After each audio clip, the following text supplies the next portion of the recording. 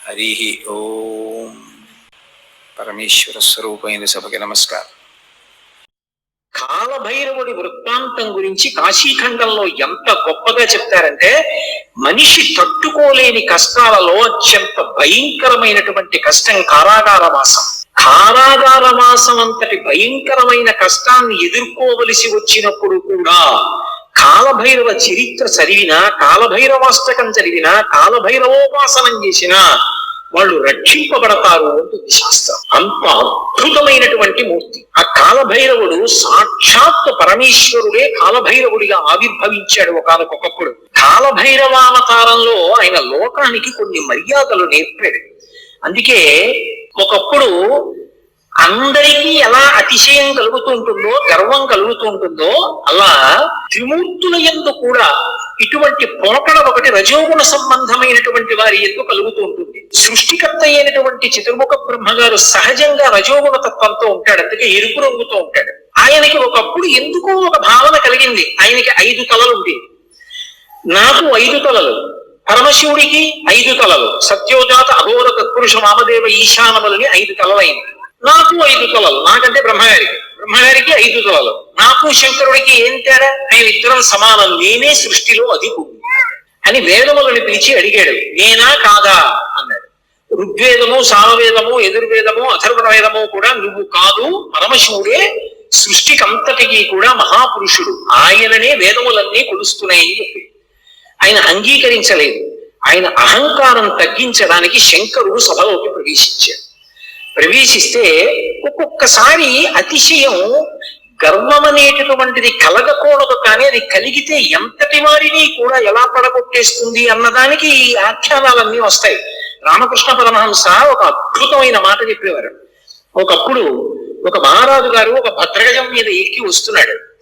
భద్రగజం అంటే ఎంత ఉంటుంది? గురువాయూరులో రాత్రి కృష్ణుడి ఆలయం చుట్టూ ప్రదక్షిణం చేస్తాయి ఏనుగులు, అందులో భద్రగజాలు వస్తాయి. భద్ర అనే జాతికి చెందినటువంటి ఏనుగులు. అసలు ఆ ఏనుగుని చూస్తే ఓ పెద్ద కొండ శిఖరం నడిచి వెడుతున్నట్టు ఉంటుంది. వచ్చి వరుస క్రమంలో నిలబడతాయి గుడి చుట్టూ. అది ఎక్కాలంటే నిచ్చిన ఇసుకని ఎక్కాలి. కానీ ఎంత క్రమశిక్షణగా ఉంటాయంటే, దాని కుంభస్థలం మీద కృష్ణ పరమాత్మ విగ్రహం పెడతారు. పెట్టి అర్చకుడు ఎక్కడానికి వచ్చినప్పుడు అది కాలు చాపి ఈ సంధి భాగం బయటికి వచ్చేటట్టుగా, ఎముక పైకి వచ్చేటట్టుగా ఉంచుతుంది. ఉంచి తల ఇలా పెడుతుంది. పరిగెత్తుకుంటూ వచ్చి అర్చకుడు దాన్ని చివి పట్టుకుని ఈ సంధి భాగమునందు ఎగిరి కాలు పెట్టి మెట్లెక్కినట్టుగా దాని శరీరం మీద ఎక్కేసి కుంభస్థలం మీద కూర్చుంటాడు. అంత ఎత్తున ఉంటుంది భద్రగజం. అది దగ్గర నుంచి వెడుతూ ఉంటేనే ఉద్విగ్నత కలుగుతుంది. అటువంటి భద్రగజం ఎలా ఉంటుందో అంత ఎత్తున ఉండేటటువంటి స్వరూపం అయితే భద్రగజంలా నడుస్తున్నాడు రా అంటారు. అలా ఒక మహారాజు అటువంటి భద్రగజం మీద వెళ్ళిపోతున్నాడు రాజవీధిలో. అటువంటి ఏనుగు వస్తోందంటే దాని ఒక్కొక్క కాలు ఇంతంత లావు ఉంటుంది. పాదం ఎత్తి వేస్తే గుండ్రంగా ఉంటుంది. ఏ ప్రాణైనా అణిగిపోతుంది. అందుకని అన్ని పక్కలకు పోతాయి.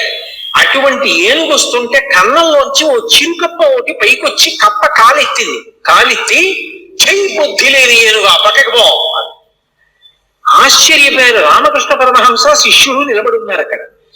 వాళ్ళకి సిద్ధులు ఉన్నాయి. ఆ శిష్యుడు చూసి గురువు గారి వంక తిరిగి అన్నాడు, హే బ్రహ్మన్, ఒక భద్రగజం వస్తోంది, దాని మీద మహారాజు వస్తున్నాడు. ఒక కప్ప కన్నం నుంచి బయటకు వచ్చి ఏనుగు మీద కాలెత్తి పక్కకు పోతావా పోవా అంటోంది. దీనికి బుద్ధిహీనత, అతిశయమా? ఎందుకు ఇలా కాలెత్తిందని అడిగారు. అడిగితే పరమహంస ఒక్క నిమిషం కళ్ళు మూసుకుని కళ్ళు తెరిచి అన్నారు, ఇవాళ సాయంకాలం ఈ రహదారి నుంచి ఒక జేబుకి చిల్లు ఉన్నటువంటి లాల్చీ వేసుకున్న వ్యక్తి వెళ్ళాడు. ఆయన జేబులో 4 పావలాకాసులు ఉన్నాయి. పావలాకాసు చిన్నగా గుండ్రగా ఉంటుంది కదూ, ఆ కన్నంలోంచి జారి పావలాకాసు కింద పడింది. కింద పడిన పావలాకాసు గుల్లుకుంటూ కన్నంలోకి వెళ్ళింది. కన్నంలో కప్పు ఉంది. కప్పకి పావలాకాసు దొరికింది. ఇప్పుడు కప్ప దగ్గర పావలా ఉంది కదూ, ఏనుగు మీద కాలెత్తి. పావలా ఉన్న కప్ప ఏనుగు మీద కాలెత్తితే అన్నీ ఉన్నాయనుకున్న నాబోటిగాడు విర్రవీగితే అందులో అతిశయం ఎంతదో విచిత్రమైన లక్షణాన్ని కల్పిస్తుందో చూడండి. బ్రహ్మగారి అంతటి వాడికి ఒకప్పుడు ఈ ఆవేశం వచ్చింది. ఎందుకు అంటే తల్ల సంఖ్య లెక్క పెట్టాడు. నాకు 5, నీకు 5. ఇదే బ్రహ్మగారి కౌశికీ వృత్తాంతంలో పార్వతీదేవి దగ్గర అంత వినయంతో మాట్లాడాడు. ఒకనాడు నా నొసటి నుంచి పైకి వచ్చావు, నాకు పుత్రసముడివి, నా కాళ్ళు పట్టుకు నమస్కరించు, ఆశీర్వదిస్తా అన్నాడు. శంకరుడు చూశాడు, ఓహో చాలా ఉద్ధతితో ఉన్నాడు, అహంకారంతో ఉన్నాడు. నాకు 5 తలలు, తనకు 5 తలలు అనుకుంటున్నాడు. కానీ నా 5 తలల వెనక ఒక తత్వం ఉంది. అది తూర్పుకి తిరిగి ఉన్నటువంటి తలని తత్పురుష ముఖం అంటారు, దక్షిణానికి ఉంటే అఘోర ముఖం అంటారు, పశ్చిమానికి ఉంటే సజ్జోజాతం అంటారు, ఉత్తరానికి ఉంటే వామదేవం అంటారు, పైకుంటే ఈశానం అంటారు. ఈ పంచభూతముల మీద, మోక్షం మీద అధికారం కలిగి ఉంటాడు 5 ముఖాలతో. ఖట్మండూలో ఉంటుంది 5 తలలతో ఆ శివలింగం. నాతో సమానుడు అనుకుంటున్నాడు ఈ బ్రహ్మగారు. ఆయన బ్రహ్మమస్తకావళిని బద్ధతే నమ శివాయ అని పేరు. ఈ సృష్టి అంతా కూడా కల్పాంతం అయిపోయినప్పుడు బ్రహ్మగారు పడిపోతాడు. పడిపోతే చూస్తాట శంకరుడు, అయ్యో పాపం, మొట్టమొదట పుట్టాడు అందరికన్నా, వేదములు ఇచ్చి సృష్టి చెయ్యమన్నాను, ఈయన కూడా బొత్తిగా ఇలా శ్మశానంలో పడిపోతే ఏం బాగుంటుంది, ఈయనకు మంచి స్థానం ఇద్దామని చెప్పి ఆ బుర్రి తీసి ఓ తడపలో గుచ్చుకుని మెళ్ళో వేసుకుంటాడు. ఆయనకి చేతకాక కాదు, బంగారం గొలుసు చేయించి ఇచ్చేవాళ్ళు లేక కాదు, బ్రహ్మగారిని గౌరవించడానికి పుర్రేసుకున్నాడు. ఇలా ఎంతమంది బ్రహ్మలు వెళ్ళిపోయారో ఆ పుర్రెల మాల పెద్ద మాల అయింది. పునుకల పేరు కంఠమున భూరి భుజంగము భూషణముగా అనయము భస్మధారణము ఎద్రి నివాసము మేరు విల్లుగా అనుగుగా దంతి జన్మమును హస్తమునందు కపాల చోళములు పడిబడి దల్కు శంకరు కృపావర రూపమును ఆశ్రయించదన్నంటారు. ఇప్పుడు అంతమంది బ్రహ్మల యొక్క పునుకలు ఆయన మెడలో హారంగా ఉంటాయి, అందుకేసుకుంటాడు పుర్రెల మాల. అరే, ఈ బ్రహ్మకి అతిశయం కలిగిందని తనలోంచి ఒక ప్రాణిని ఉత్పన్నం చేశాడు. భృంగి యొక్క అంశ, భృంగి యొక్క అవతారం వచ్చినటువంటి వాడు. ఒక్కసారి పరమశివుని అంశతోటే భైరవుడు ఉత్పన్నమయ్యాడు. ఆ భైరవుడు ముమ్మూర్తుల పరమశివుడు ఎలాగే ఉంటాడో అలాగే ఉంటాడు. ఆయన వస్తూనే ఆ బ్రహ్మగారి యొక్క పైన ఉన్నటువంటి తలకాయని పెద్ద యుద్ధం చేయలేదు, ఈయన గిల్లేశాడు. లోకంలో చూడండి మాట అంటారు, రేపు అలా గిల్లేస్తున్నాయి అంటారు. అన్నిటికన్నా తేలిక ఏమిటంటే గిల్లేడు. అలా వెళ్ళిపోతే ఇలా గిల్లేశాడు అనుకోండి, తీరిపోతుంది అంతే. బాగా బలం ఉన్నవాడు ఏం చేస్తాడు, గిల్లుతూ ఉంటాడు, గిల్లి కచ్చేరెట్టుకుంటాడు అంటారు. అందుకే గిల్లేయడం అంటే అంత తేలిక. యువతల వాడికి బలం ఎక్కువ ఉంటే బలం తక్కువ ఉన్నవాడిని గిల్లేస్తాడు. అందుకే బ్రహ్మగారి 5వ తలకాయని కష్టపడి తొలగతోశారం లేదు, గిల్లీశారంటారు. శంకరాచార్యులు వారు సౌందర్యలహరిలో కూడా అలాగే రాశారు, అంత అందంగానూ రచన చేశారు. మృణాళీ మృత్వీనాం తమ భుజలతానాం చతసృణాం చతుర్భిః సౌందర్యం సరసిజ భవస్తౌతివదనైః నకేభ్యః సంత్రస్సన్ ప్రథమమథనాదండకరిపూః చతుర్ణాం శీర్షాణాం సమమభయ హస్తాత్మనధియా అన్నారు. శంకరులకు శంకరులే చెల్లు. అహంకరించాడని కాలభైరవుడు ఓ తలకే గిల్లేశాడు. ఏమండి, ఇప్పుడు నేను ఇలా పట్టుకుని ఇలా గిల్లేశాను అనుకో, నా మిగిలిన పువ్వు ఏమనుకుంటుంది, దాన్ని ఒకదాన్ని గిల్లేడు నా జోలికి రాడనుకుంటుందా? ఏమో ఇలా అన్నవాడు మళ్ళీ ఇలా అంటే అది ఉడికిపోతా మళ్ళీ వచ్చేస్తుందేమో చెయ్యని. ఇప్పుడు ఇలా అన్నవాడు మళ్ళీ ఇంకోటి ఇలా అంటే ఊడే ఉంటాయి. ఇంకా అందుకని ఆయన ఏం చేశాడంటే బ్రహ్మగారు ఒక తలకాయ గిల్లేయగానే ఇంకా 4 తలకాయలు మిగిలేయి. అమ్మవారి వంక చూశాట. అమ్మవారు 4 చేతులతో ఉంటుంది కదా. అమ్మ, నేను తామర పువ్వులోంచి పుట్టాను, నీ చేతులు తామర పువ్వుల్లో ఉంటాయి, కాబట్టి మన ఇద్దరికి ఓ బంధుత్వం ఉంది. అమ్మ, నా 4 తలకాయలు తామర పువ్వులు లాంటి నీ చేతుల కింద పెడతాను, కాపాడమ్మా అని 4 తలకాయలు కబగబా పెట్టుకుని అమ్మవారి 4 చేతుల కింద పెట్టేటప్పటికి మళ్ళీ ఇల్లుగా చూశాడు, పైన అమ్మవారి చెయ్యి ఉంది, నవి ఊరు. అలా అమ్మ, నీ చేతులు పెట్టుండకపోతే బ్రహ్మగారి తలకాయ ఉండేవో ఉండకపో, ఏమో గిల్లేసిన వాడు ఓటే గిల్లుతాడు నమ్మకం. కాబట్టి నకేభ్యసంత్రసన్ ఓటితో గిల్లేశాడంటే. కాలభైరవుడు అంటే అంతటి ప్రచండ శక్తి స్వరూపం. కాశీఖండంలో ఆయన గురించి ఒక అద్భుతమైనటువంటి విశేషం చెప్తారు. అజుండు తాను అధికొండనొచ్చు గర్వింప కరనఖాగ్రమునత చిరము తుంచి సాకారయకు బ్రహ్మహత్యతో చనుదేరి సర్వలోకములు సంచరించి వైకుంఠమునకేగి రమా వైకుంఠు లక్షించ అమృతభిక్షాసనం అరగించి కాశికానగర కంఠోపదేశంబున పగలవైచకరంపు బ్రహ్మపులుక ఆధిపత్యంబు పొందే కామారి చేత ప్రియవైచిన చోట కపురము చేసి కాశికాపురమునకు 7 గడయి చూపే క్రోధభైరవ దేవుళ్ళు ఉపజన్మ అంటారు. ఆయన బ్రహ్మగారి తలకాయ తుంపేశాడు. తుంపేస్తే ఆయన బ్రహ్మగారు బ్రహ్మహత్యాపాతకం వచ్చింది. పరమశివుడికి బ్రహ్మహత్యాపాతకం ఉంటుందా? ఆయన విధికి నిషేధానికి అతీతుడు. కానీ లోకంలో శివుడే చేశాడు కదా, మేమెందుకు చెయ్యకూడదని రేపు పొద్దున్న తెలియక జనులు బ్రహ్మహత్యాదోషం చేస్తే కట్టి కుడిపేస్తుంది. అందుకని దాని పాపం ఎంత కఠినంగా ఉంటుందో చూపించడానికి తాను బ్రహ్మహత్యాపాతకం పోగొట్టుకోవడానికి చెయ్యవలసిన ప్రాయశ్చిత్తాన్ని చేసి చూపించాడు. ఆ తల వచ్చి అంటుకుంది పుర్రె. ఆ చేతికి అంటుకున్న పుర్రెతోటి కపాల భిక్ష అందరినీ భిక్షాటన చేస్తూ లోకములన్నీ తిరిగాడు. తిరిగి తిరిగి తిరిగి తిరిగి ఒక రోజున వైకుంఠానికి వెళ్ళాడు. అబ్బా, ఇటువంటి అతిథి ఎక్కడ దొరుకుతాడు? ఊరక రారు మహాత్ములు ఆ రథముల ఇండ్ల కడకు వచ్చుటెల్లం కారణము మంగళములకు వీరుత్తుట శుభమాకు నిజము మహాత్మ అంటాడు నందుడు దుర్గుడు వస్తే నిశమస్కంధంలో. అలా గబగబా పరిగెత్తుకొచ్చి లోపలికి పిలిచి శ్రీమన్నారాయణుడు లక్ష్మీదేవి కూర్చోపెట్టి ఆయనకి ఆతిథ్యం ఇచ్చారు. ఆ ఆతిథ్యం ఇచ్చినప్పుడు ఏదో లౌకికంగా ఉండినటువంటి అన్నం పెట్టలేదు, భిక్షాన్నంగా ఏం పెట్టారంటే మనోరథము అనబడేటటువంటి ఒక అద్భుతమైనటువంటి అమృతం ఉంటుంది. అది ఒక్క వైకుంఠంలో వాళ్ళ దగ్గరే ఉంటుంది. ఆ అమృత రసాన్ని పెట్టారు. పెడితే ఆ అమృత పాయసం ఆరగించి లక్ష్మి విష్ణువుల చేత అర్చింపబడిన వాడై బయలుదేరాడు. అన్ని లోకాలు తిరిగి తిరిగి తిరిగి తిరిగి కాశీపట్టణానికి వచ్చాడు. కాశీపట్టణంలోకి ప్రవేశించగానే చేతికున్నటువంటి బ్రహ్మకపాలం మూడి కింద పడి బద్దలైపోయింది. అంటే కాశీపట్టణం అంత గొప్ప పట్టణం. అందులోకి వెళ్ళగానే బ్రహ్మహత్య పోయింది. అప్పుడు ఆ లోపలికి వెళ్ళిన తర్వాత శంకరుడు బయలుదేరి వచ్చి ఈ కాశీ పట్టణానికి అంతటికీ నిన్ను అధిపతిగా అభిషేకం చేస్తున్నానని కాలభైరవుణ్ణి కాశీ పట్టణానికి పట్టాభిషిక్తుణ్ణి చేశాడు సంరక్షకుడుగా. ఆధిపత్యంబు పొందే కామారి చేత అంత అద్భుత రూపాన్ని పొందాడు. భైరవ అంటారు. భైరవ అంటే కుక్కకి భైరవ అని పేరు. ఎందుకంటే భయ్య నరుస్తుంది కాబట్టి, రవము అంటే శబ్దము, భయ్య నరిచి మీద పడుతుంది కాబట్టి భైరవ అంటే కుక్క. భైరవుడు వచ్చాడంటారు. కాదు, భైరవ అన్న మాటకు అర్థం ఏమిటంటే ఎవరిని చూస్తే హడిలిపోతామో, ఎవరిని చూస్తే భయం వేస్తుందో, ఎవరిని చూస్తే ఇక బుద్ధి పని చెయ్యదో అటువంటి భయంకరమైనటువంటి రూపంతో ఉండేటటువంటి వాడికి భైరవ అని పేరు. లోకంలో ఎవరైనా సరే బాగా పాపములు చేసి చేసి చేసి చేసి చేసి చేసి శరీరం విడిచిపెట్టేశారనుకోండి, ఈ లోకం విడిచిపెట్టి వెళ్ళిపోయేటప్పుడు భైరవ యాతన అని ఉంటుంది. ఆయన క్రోధ రూపంతో వెంటపడతాడు గద్దం పట్టుకుని. ఆయన్ని చూసేటప్పటికి భయపడి చెమటలు కక్కుతూ పరిగెడతారు. పరిగెత్తి పరిగెత్తి పరిగెత్తి దాహార్తితో యమసదనం దగ్గర అగ్ని జ్వాలలతో ఉంటుంది తోరణం. ఆ తోరణం కింద నుంచి దూరుతాడు కాలిపోతూ. ఆ దోషం పోవాలి అంటే కాలభైరవ దర్శనం చేస్తారు. కాఠ్మండూలో కాశీపట్టణంలో కాలభైరవ దేవాలయాలు ఉన్నాయి. కాలభైరవ దర్శనం చేస్తే భైరవ దండన అని ఆయన వేస్తాడు. ఓ బెత్తం పెట్టి ఓసారి వీపు మీద కొడతారు ఇలాగా. అంటే అక్కడతో ఆ పాపాన్ని తీసేస్తాడు. ఆ చాలా అనుగ్రహమూర్తి. అలాగే కార్తీక మాసంలో వచ్చేటటువంటి పౌర్ణమి నాడు జ్వాలా తోరణం చేస్తారు.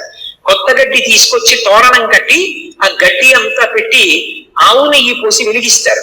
వెలిగించి పార్వతీ పరమేశ్వరులు పల్లకీలో వెళుతుంటే హరహర మహాదేవ శంభో శంకర అంటే భక్తులు కూడా పల్లకీతో వెళ్ళి మళ్ళీ వస్తూ ఉంటారు. ఎందుకు అలా వెళ్ళి వస్తూ ఉంటారు అంటే నరకలోకానికి వెళ్ళి అగ్నితోరణం కింద నుంచి దూరవలసినటువంటి అగత్యాన్ని తీసేసి ఇక్కడే అగ్నితోరణం కింద నీవు అక్కడ చూడక్కర్లేదురా, నేను నీకు అండ ఉంటాను, బెంగ పెట్టుకోకనే ఆయన నడిచి ఆయన వెనక మనం నడిస్తే ఇంకా అక్కడ అగ్నితోరణం చూడక్కర్లేదు, తిన్నగా మంచి లోకాలకు వెళ్ళిపోతాడు. దానికోసం ఇక్కడ ఆయన అద్భుతమైనటువంటి జ్వాలాతోరణం చేస్తాడు. మనం చేస్తే అనుగ్రహాన్ని శంకరుడి ద్వారా పొందుతామని. అందుకని భైరవ అంటారు. శంకర భగవత్పాదులు కాలభైరవుని యొక్క వైభవం మీద ఒక అష్టకం చేశారు. దేవరాజ సేవ్యమాన భావనంగ్రి పంకజం వ్యాళ యజ్ఞ సూత్రం ఇందు శేఖరం కృపాకరం నారదాది యోగి బృంద వందితం దిగంబరం కాశికాపురాదినాథ కాల భైరవం భజే. నారదాది యోగి బృంద వందితం దిగంబరం అంటారు. ఆయన నారదుడు వంటి యోగి బృందముల చేత నృతింపబడుతూ ఉంటాడు.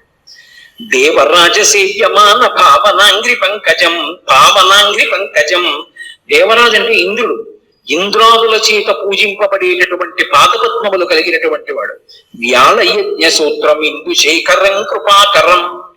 ఆ చంద్రబింబాన్ని శుక్లపక్షంలో ఉండేటటువంటి తదియనాటి చంద్రరేఖని కొప్పులో ధరించి ఉంటాడు. ఆయన యాళ యజ్ఞ సూత్రమిందు శేఖరం కృపాకరం నారదాది యోగి బృంద బంధితం దిగంబరం. ఆయన దిక్కులన్నీ ఆయనకి అంబరములై ఉంటాయి. ఆ దిక్కులు అంబరములై ఉన్న మీదట కొత్తగా ఇక వస్త్రాన్ని కట్టుకోడు, దిశములతో ఉంటాడు. అది ఒకటి. అసలు తెలుసుకోవలసిన రహస్యం వేరే ఉంటుంది. ఎప్పుడైనా మీరు శివాలయంలోకి వెళ్ళినప్పుడు కాలభైరవ దేవాలయానికి వెళితే బట్ట ఉండదు, ఆయన దిగంబరంగా నిలబడి ఉంటాడు. ఎందుకు అలా ఉంటాడు అంటే దానికి ఒక కారణం ఉంది. అంబరము దేనికి కట్టుకుంటారు అంటే, వస్త్రము కట్టుకున్నాడు అన్న మాటకి తాత్వికమైనటువంటి అర్థం ఏమిటి అంటే, లజ్జ పొంది ఉన్నారు, ఎవరు తనని చూసి సంతోషించాలో వాళ్ళు మాత్రమే సంతోషించాలి తప్ప అన్యులు తనని ఇంకొకలా చూడకుండా ఉండడానికి వస్త్రం కట్టుకుంటారు. సభాముఖంగా అంతకన్నా మాట్లాడకూడదు. బట్ట దేనికి కట్టుకుంటారు అంటే, ఏ పురుషుడు తనని ఎలా చూడాలో అలాగే చూడాలి. భర్త అయితే దాని అవసరం లేదు, భర్త కాని వాడు ఇంకొకలా చూడడానికి వీల్లేదు. అంబరము ధరించి ఉంటారు. అంబరము భక్తికి సంకేతం. భక్తి అంబరమును కట్టుకుంటారు. భక్తి అంబరం కట్టుకుంటే పురుషుడి చేత ఆకర్షింపబడతాడు. ఎవరా పురుషుడు? ఒక్కడే పురుషుడు. పతిం విశ్వస్యాత్మేశ్వరకం శాశ్వతకం శివమచ్యుతం. ఆ భగవంతుడు ఒక్కడే పురుషుడు. ఆధ్యాత్మిక సంప్రదాయంలో అందరం స్త్రీలమే. మనందరికీ పతి ఆయన. ఆయన కొరకు భక్తి అన్న బట్ట కట్టుకుంటాం. అసలు పరమేశ్వరుడు ఎవరి కోసం కట్టుకోవాలి? ఎవరి పట్ల భక్తితో ఉండాలైనా? ఆయన ఎవరిని పొందాలైనా? ఆయన పొందడానికి ఇంకెవరు లేరు, అందరూ ఆయన్ని పొందుతారు. అందుకే ఆయన బట్ట కట్టుకోడంటే భక్తి అన్న నంబరం ఆయన కట్టుకోక్కర్లేదు. అందుకు దిగంబరుడు. ఆ దిగంబర అన్న మాటలు అలా అర్థం చేసుకోవాలి. అందుకే యోగి సంప్రదాయంలో ఈ దిగంబర అన్న మాట మీకు కనపడుతూ ఉంటుంది. కాబట్టి నారదాది యోగి బృంద వందితం దిగంబరం కాశికాపురాదినాథ కాల భైరవం భజి. అటువంటి కాలభైరవుణ్ణి నేను భజిస్తున్నాను. భానుకోటి భాస్వరం భవాబ్ది తారకం ప్రభుం నీలకంఠమిప్సితార్థదాయకం త్రిలోచనం కాలకాలమంబుజక్షమక్షశూలమక్షరం కాశికాపురాదినాథ కాల భైరవం భజి. ఇప్పుడు నేను అష్టకం అంతా ఎక్కడ చెప్పను. భానుకోటి భాస్వరం, కోటి మంది సూర్యులు ఉదయిస్తే ఎలా ఉంటుందో ఆయన కాంతి అలా ఉంటుంది. భవాబ్ది తారకం ప్రభుం, సంసారం అనే సముద్రాన్ని దాటించేస్తాడు ఆయన పాదాలు పట్టుకుంటే.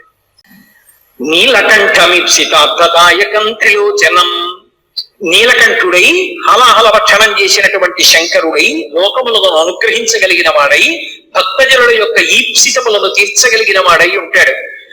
నీలకంఠమిప్సితార్థదాయకం త్రిలోచనం కాలకాలమంబుజక్షమక్షశూలమక్షరం, చేతిలో అక్షమాల పట్టుకుని జ్ఞానాన్ని ఇవ్వగలిగిన వాడై ఉంటాడు. అందుకే అక్షమాల అంటే ధ్యాన స్థితిని కటాక్షిస్తాడు. పుస్తకాలు చదవడం గొప్ప కాదు, ధ్యానం చేయగలిగి ఉండాలి. ఆ మనసు చెప్పినప్పుడు మాట వినాలి. పిలవగానే మనసు వెనక్కొచ్చి ఎవరిని చూడమంటున్నానో వాళ్ళని చూడాలి. రా చూడు పార్వతీ పరమేశ్వరుల పాదత్వం ద్వారా అనేటప్పటికీ అది గబగబా వచ్చి కూర్చుని చూడడం అలవాటు అవ్వాలి. మనసు ఎలా వినాలి అంటే, కుక్క మాట విన్నట్టుగా వినడం, ఎద్దు మాట విన్నట్టుగా వినడం మనసుకి రావాలి. కుక్క చూడండి అన్నాను అనుకోండి పరిగెత్తుకొస్తుంది. కుక్క పిలిస్తే వచ్చినట్టు. ఎద్దు చూడండి కొత్తగా గిత్తని బండికి కట్టారనుకోండి, బండి ఎత్తి పట్టి రైతు దా దా అంటే అది రాదు. బలవంతంగా తీసుకొచ్చి కాడి మెడ మీద పెట్టారనుకోండి తోసేస్తుంది, అటుపోతుంది ఇటుపోతుంది. 4 మాటలు అలవాటు చేసి కొట్టి దుక్కి దుమ్మించి చేశాడనుకోండి, ఆ తర్వాత రైతు ఇక ఎద్దు దగ్గరికి వెళ్ళడు.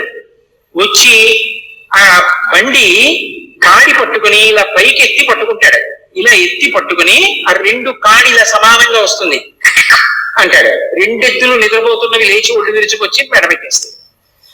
పిలవలేదు ఆయన ఏమి దా అని కూడా అనలేదు, అంటే చాలు 2 ఎద్దులు వచ్చాయి.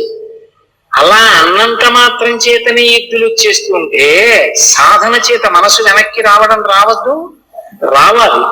అలా వచ్చేటట్టు చెయ్యగలిగిన వాడు, సాధనా బలాన్ని అనుగ్రహించగలిగిన వాడు కాలభైరవుడు. కాలస్వరూపంతో ఉంటాడు. అందుకే కాలకాలమంబుజక్షమక్షశూలమక్షరం కాశికాపురాదినాథ కాలభైరవం భజేత్. అందుకే కాలభైరవష్టానికి ఫలశ్రుతి చెప్తూ కాలభైరవష్టకం పఠంతి మనోహరం జ్ఞానముక్తి సాధనం విచిత్ర పుణ్యవర్ధనం శోకమోహ దైన్య లోభ కోపతాపనాశనం తే ప్రయాంతి కాల భైరవంగ్రి సన్నిధి ధ్రువం అంటారు. ఎవరు కాలభైరవాష్టకాన్ని చదువుకుని ప్రతిరోజు కాలభైరవుడికి నమస్కరిస్తాడో వాడికి భక్తి, చిత్తశుద్ధి, వైరాగ్యము, జ్ఞానము, చిట్ట చివర మోక్షము ఆయన అనుగ్రహిస్తాడు.